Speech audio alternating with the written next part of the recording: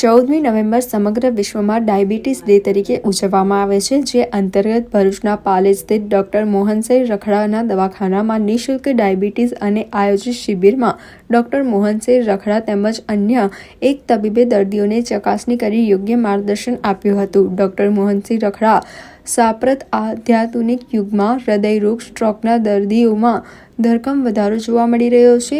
એનું એક અગત્યનું કારણ ડાયાબિટીસ માનવામાં આવે છે. ડોક્ટર મોહનસિંહ રખડાના મતાનુસાર યુવા પેઢી 15થી 35 વર્ષ વધતા જતા ડાયાબિટીસના દર્દીઓ ભાવિ પેઢી માટે ખૂબ જ પડકારરૂપ છે. મેડિકલ સર્વે અનુસાર આશરે 10 કરોડ જેટલા દર્દીઓ આપણા દેશમાં આજે ડાયાબિટીસથી પીડાઈ રહ્યા છે. એમાં પણ 50%થી વધુ દર્દીઓ પોતાની ડાયાબિટીસ છે એનાથી અજાણ છે. તો સમયસર સુગર તપાસ અને સારવાર કરવામાં આવે તો આ રોગથી તથા ગંભીર જોખમથી બચી શકાય છે. સાથે સાથે નિયમિત કસરત, બ્લડ પ્રેશર ચેકઅપ, વજન નિયંત્રણ, આરોગ્યવર્ધક પૌષ્ટિક ખોરાક, જીવનશૈલી પણ ખૂબ જ અગત્યની છે. આજ રોજ 14 નવેમ્બરનો દિવસ વિશ્વભરમાં વર્લ્ડ ડાયાબિટીસ ડે તરીકે ઉજવાય છે.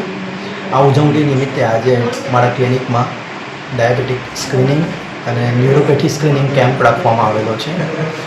આપણે સૌ જાણીએ છીએ કે ભારતમાં 50% કરતાં વધારે દર્દીઓ એવા છે જેમને પોતાને ડાયાબિટીસ છે એની જાણ નથી. અને જો ખાસ કરીને યુવા પેઢીમાં આ રોગ ભરખમ વધી રહેલો છે.